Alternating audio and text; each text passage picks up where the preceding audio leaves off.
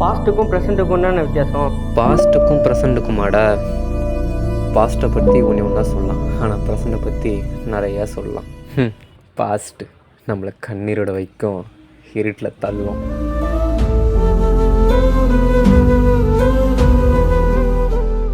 ஆனால் ப்ரெசன்ஸு அந்த கண்ணீரை கூட அழகாக மாற்றும்.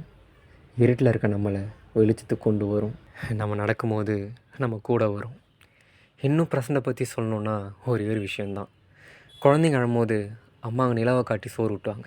அது போல தான் நம்ம கஷ்டங்களுக்கு நம்ம அம்மா கொடுத்த பாசமும் அன்பும் நம்ம ப்ரெசன்ஸ் மூலமாக கிடைக்கும்.